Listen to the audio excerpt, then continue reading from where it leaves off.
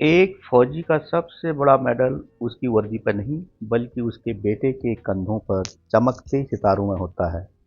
जिस आंगन में बचपन बंदूक और खिलौनों के बीच बीता हो, जब उसी आंगन का लाडला देश की रक्षा की शपथ लेता है, तो एक पिता का सीना गर्व से इतना चौड़ा हो जाता है कि दुनिया के सारे मेडल कम पड़ जाते हैं।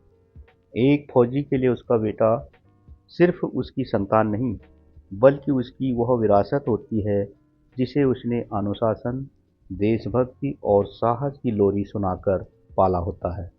लेकिन जब वही बेटा भारतीय सेना में एक ऑफिसर बनकर सामने खड़ा होता है, तो वह पल किसी उत्सव से कम नहीं होता।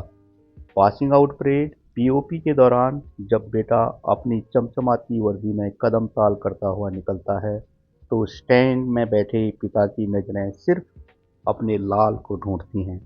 वह पल सबसे खास होता है जब एक सूबेदार या जवान पिता अपने लेफ्टिनेंट बेटे को पहली बार सैल्यूट करता है।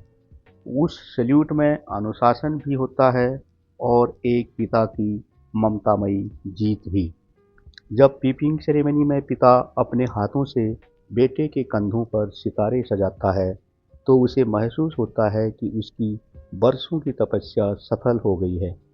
वह सितारे सिर्फ धातु के टुकड़े नहीं होते, बल्कि उस पिता के अधूरे सपनों और बेटे के कड़े संघर्ष की चमक होते हैं। एक फौजी के लिए इससे बड़ी खुशी क्या होगी कि कल तक जिसे लोग फौजी का बेटा कहते थे, आज उसी समाज में उस पिता को साहब के पिताजी कहकर बुलाया जाता है। यह नाम का परिवर्तन एक सैनिक के जीवन की सबसे बड़ी पूंजी होती है।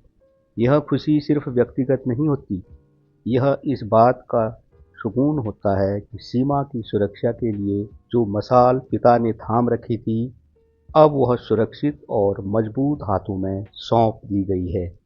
एक फौजी पिता को पता होता है कि उसका बेटा अब सिर्फ उसका नहीं, पूरे राष्ट्र का रक्षक बन चुका है।